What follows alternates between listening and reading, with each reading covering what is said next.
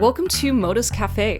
Join us for fun, lighthearted, and educational conversations around training, athletic longevity, and the human side of climbing, with your hosts, Mercedes Pollmeyer and Katja Dev.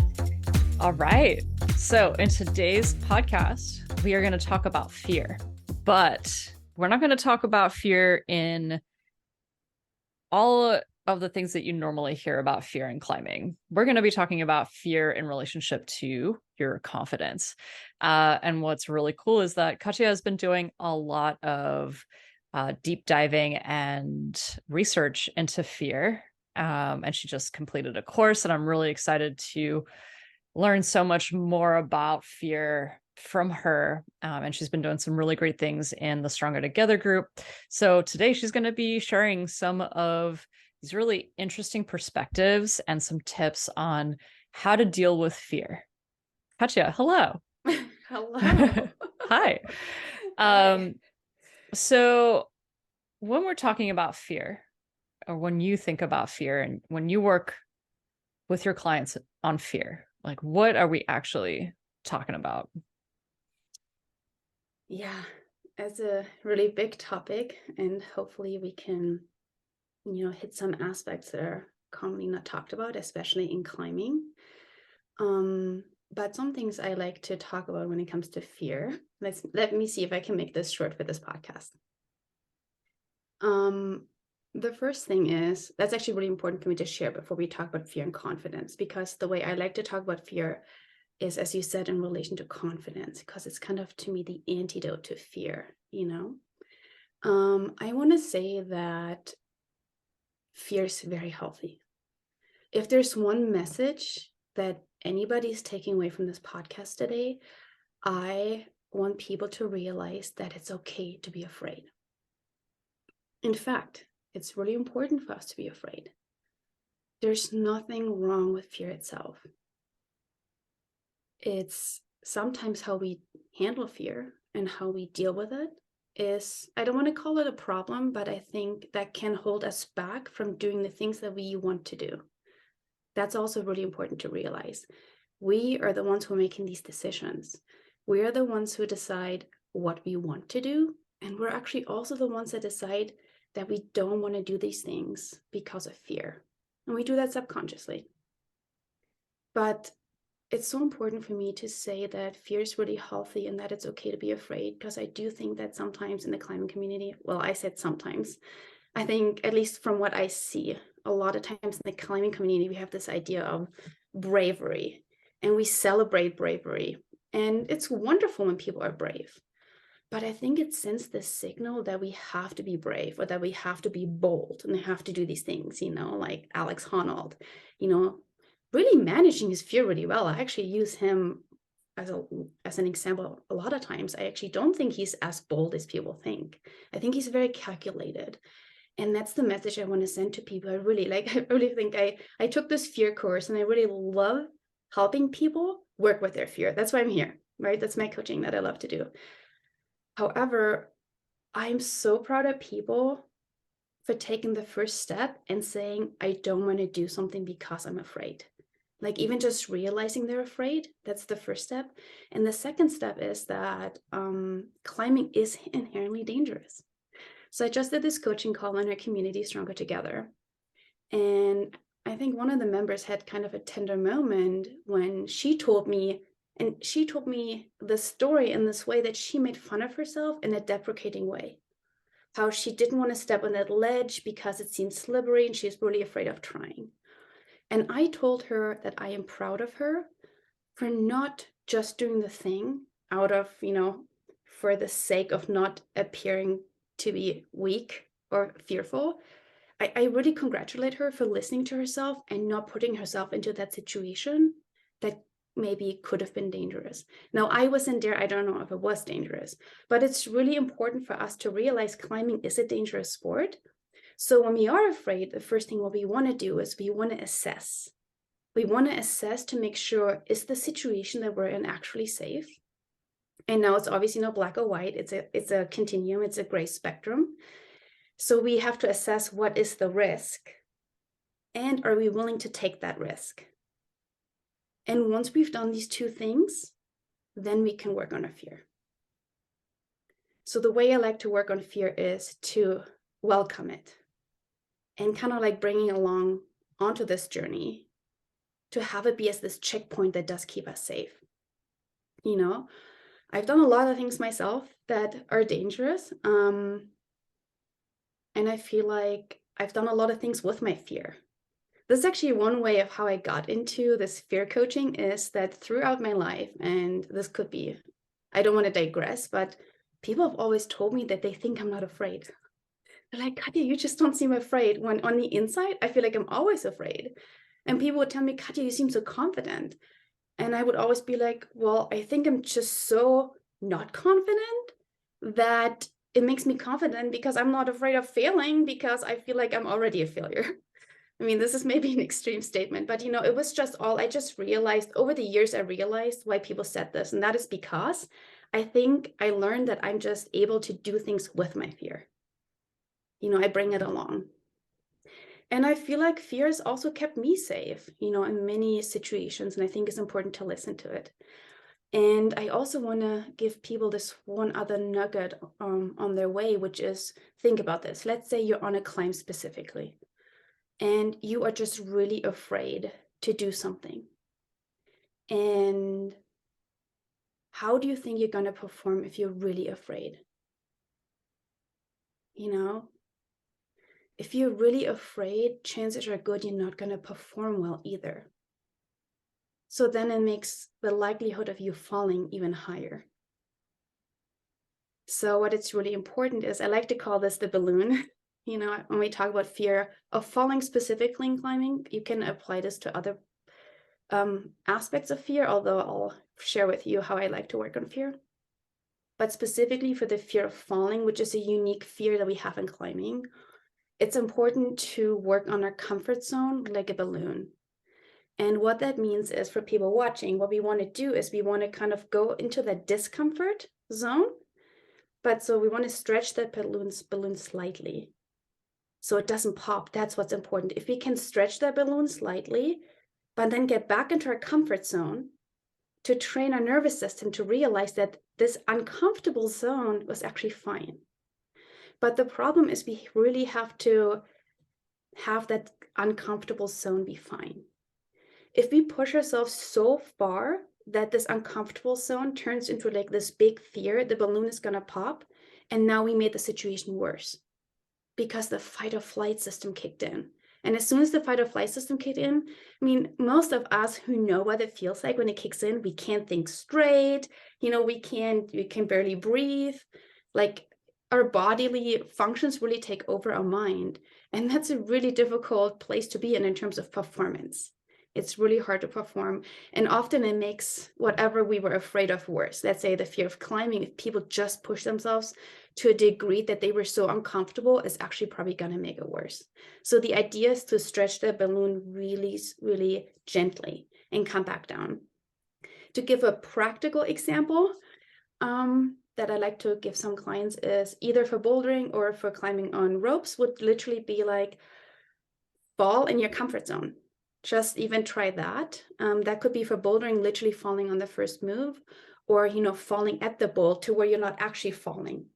Like, you have to decide what's your comfort zone. It could be that you're not actually falling, but you're just letting go and taking, even just that. And then you slowly want to work up into feeling more comfortable with falling specifically. But as I said, falling is a very specific fear to climbing. And as I just told you before we started, Mercedes, I actually find that often fear of falling is a very normal fear. All of us have it. I don't believe anybody who tells me they don't have it. It's totally fine. But what I find is that often it's not actually the fear of falling that's holding us back. It's an easy language that we can use. But often there's maybe, in addition to fear of falling, also underlying fears that can hold people back. That could have to do with, fear of being weak, fear of not being good enough, fear of being judged, and this is kind of the work that I actually do with my confidence coaching, as I like to call it, is to help people to get to the root of their fears. Because only when we find the root of our fears can we work with that fear. Because that fear is trying to tell us something. And that fear has protected us in our lives at some point. It is there for a good reason. And so it's then just a matter of realizing, is that fear actually still keeping me safe right now or not? And that's the question we want to answer. And that's true for climbing in terms of falling too. We always want to make sure that our gear is solid, that the pads for bouldering are placed well. All of that, it's so important. This is why it is important to listen to that fear. We just talked about this, Mercedes. I live in Salt Lake City, and we did just have an accident here where someone died on, I believe it was a 5-7. And so I don't want people to think that fear and grades are related. Not at all. It's not at all. I think fear is really there to tell you or to ask the question, am I being safe? This could be practically speaking in terms of your gear and your fall zone. It's really important to think about your fall zone. But this could also be more theoretical in terms of, feeling afraid of judgment, being afraid of, being seen as being weak, being afraid of not being good enough. This kind of goes into performance anxiety a little bit too. A lot of athletes, their fears are not necessarily fears of falling, but fears of not performing, and what's the underlying cause for that. Those are the kinds of things that I really like to talk about. Yeah, so it seems like all of these, like, we use fear of falling as like the package in climbing, and the package actually has all of these layers of more of like internalized fear of yourself, like fear of success, fear of being a failure, fear of not being part of the culture, like people who don't necessarily call themselves climbers because they don't feel like they belong. For sure. And so with that, like, I know that you had some really profound realizations during your fear course for yourself. How would you like to share like one of those with us? Yeah, so I took this fear course recently because this fear course was divided into two parts. The first part was I was being coached in my own fears. And the second part was how to coach other people in fear. And that is actually why I took this course, because I have always loved the mindset work, but I wanted to be able to dive deeper into people's fears. And specifically, again, I like to call this confidence coaching. And I think they go together in terms of confidence really just means with, and fidens means fidere. I think it's Latin. Oh, please don't quote me on that. Means trust. So confidence really just means with trust, and self-confidence then really it means with trust in oneself. And I think that is really powerful, because that is actually what I have seen a lot in climbers, is that they lack the belief and the confidence in themselves for being able to do something. And even one of our athletes in the membership, she said this thing, Mercedes, I haven't even told you that. She shared with me that she thought she could not do something, but just having you be there and tell her that she's got it, she can do it, made her feel like she could do it. And this is really how I got into this work of fear. Is actually, I always have seen this work. I've always seen people like not believe themselves or like have this lack of confidence. And turns out what's underlying that is actually fear. And I want to say too, confidence does not mean that one thinks I can do it, because, especially with climbing, we might try really hard things. So it is hard to really know I can do it. I mean, we can get there. I think one can get there, that you can really know that you can do it. But more importantly, where we want to start is that we can feel like we can try and we have a chance of doing it. And we certainly also know that we are strong enough to accept failure and deal with that too. Because sometimes we prevent ourselves from trying the very thing that we want to do because we're afraid of failing. That's like the biggest revelation I took from the fear course, is that the fears that we have prevent us from doing the things that we want to do. And often that's a self-fulfilling prophecy, because then it's that fear feeding itself. Because then it reflects on that, oh, then we are afraid of this very thing happening. Okay, this was very abstract, but let's say, I don't know, I'm making this up, this example, but let's say we've worked with someone is really afraid of actually injury. Could be an easy example, it's not as deep, but let's say someone is really afraid of falling and then injuring themselves, right? And they're afraid of injuring themselves because what they want to do is climb, right? They're like, oh, if I'm injured, I can't climb anymore. But that fear of injury prevents them from climbing, because they're not trying the climbs they want to climb because they're afraid of injuring themselves, but then they're not doing the thing anyway. And once we get into these situations, that is where we do the work of figuring out what is the actual root cause, and how can we transform it, and what it is it that we really want to do. And I like to combine sort of the theoretical kind of like talking modus with also some practical tips that I have, especially for climbers, of how we can deal with that. And for example, for the fear of injury, sometimes what can come down to is like other fears or other worries that impact, like let's say you get injured and you don't know what else to do. Let's say you can't even climb, but you can't do other things. And then we work through those modalities. What does that mean? Let's say, what does it mean if you can't work? What does it mean if you can't walk? What does it mean if you can't do all these things? And these are obviously all very extreme situations that our brain goes to. And so we work through all of these different situations, and then we ask the question, okay, we've worked through them, and how likely are these events going to happen? And are you willing to take the risk? And are you willing to do the practice that we just talked about to make you still feel good in the case of injury? Because most people who have gotten injured in climbing have been fine. You know this as a coach. You've coached over 1,000 athletes, right? Most people are fine. And it's just a matter of how we work through it. And that's what I love to do. Obviously, I have my own fears of like injury, for example, and I work through them too. But that is one of the things I took away from the course. And the second thing that I took away is that I also see in athletes, I see it in myself, I see it in lots of people, is that we are afraid of fear. We don't like seeing our own fears. We don't want to admit that we're afraid. Because we don't want to be weak. We think in our society that admitting to fear is weakness. And it's just really sad, because it's just holding us back so much in so many ways. Okay. Thank you for letting me talk so much. I love talking about it. Yeah. And well, I feel like anytime that I do talk to people about fear, that there has to be a way to move past it. Like, oh, it's something that we can fix. Like, oh, I shouldn't have fear. Like, how do I get rid of it? Mm-hmm. But that's actually not the answer.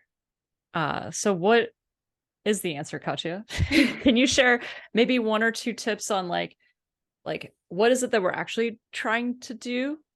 Like, we're not trying to move past it. Like, how can we move past it? I love what you said, Mercedes. Yeah. And I want to say too, because I actually really believe in this, like very philosophically, there's so many ways to approach growth, mindset, anything we do. I like to offer one perspective on how to work with fear. Of course, I want to say different things work for different people.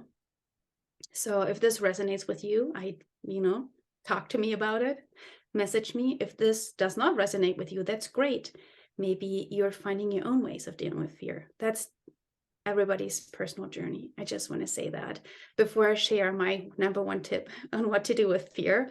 I don't want to make it sound like this is the only way. But as you just said, Mercedes, I do think that we often think fear is this nuisance, it's like this mole in my face. Is this called mole? Do you know what I'm talking about? Yeah. Like this nuisance in my life, I just want to get rid of it, right? And it doesn't work unless maybe there's people who've gotten rid of fear like altogether. But I think it's just a matter of being able to work with that fear and kind of maybe quieten that voice, like being able, here, that's another way of putting it, being able to change the volume on that fear. Let's say first, what some of us have to practice first is actually turning up the volume to listen to it. So if that fear is not being heard by you and not seen, you're not wanting to admit to it, it's gonna keep banging at that door. It wants to be heard because it's trying to protect you. It's like this anxious mom at the playground who just yells at their kid. It just wants to be heard. So you understand the risk. You as Mercedes, let's say if fear is coming up, if you always push it away and not actually listen to it, it's going to keep coming. But if you actually want to work with it, give it a chance to have a voice and tell you, well, what are you actually afraid of? What are you actually afraid of? And is this actually a real threat? As I said before, a lot of the fears that we have underlying, they do come from a place, from an experience that we have had in our lives that were really hurtful to us. So fear pops up because it wants to protect us from the same thing happening again. And that is great. It's like a parent protecting their child, except what the child needs to learn, which is what we need to learn, is to listen to our own inner voice and have that trust in ourselves. And that is also why I said confidence does not even mean knowing I can 100% do it, but knowing I have a real good chance of being able to do this. And if I don't, I'm able to handle whatever comes at me, So yeah, my tip is to not try to get rid of fear, but try to work with fear and using that volume dial to maybe lower the volume when we think it's not appropriate for that fear. And one practical example, because fear of falling is one. Let's say you're on a sport climb, all the bolts are like newly bolted, you're high above the ground, like you've kind of checked all the safety, checks for yourself. You have a good knot, you have a good belayer, all the safety checks are checked. You are actually safe to fall. Now that's a time where you want to lower that volume of your fear and like move with it. So that's how I like to work with fear. Yeah. And fear also does, I want to just mention this because it did come up in one of our coaching calls recently too, is that people have mentioned this, which I think is wonderful, that fear is not steady or linear. And what that means is some days we are more afraid of some things than other days. And again, it's important to listen to that. Yeah, that's all I want to say. That's totally fine, especially for women. I do really think that our cycle changes us on a daily basis. But even for men, it could be that, you've gotten less sleep or whatever. Honestly, it doesn't even matter. But it could be that the voice of your fear is louder some days than others. So what made you be not afraid one day might cause some fear the other day. And that's totally okay. It's totally okay. That's all I'm saying. But there is a way of working with it, listening to it, getting to the root, and then kind of learning to work with that fear and hopefully realize, the goal would be to realize that it is safe to do whatever you want to do, despite of the risk. Awesome. Thank you for sharing all of that. I know this was like literally just like a pin drop in like all of the things that you could be working on and all of the things that you could be teaching us. And, we do have coaching calls and Stronger Together that Katya has been talking about fear. And Katya also offers this in one-on-one coaching. And there is like a system to it and it's all individualized and, like you could definitely start learning to work with your fear. Well, thank you so much, Katya. Was there anything else?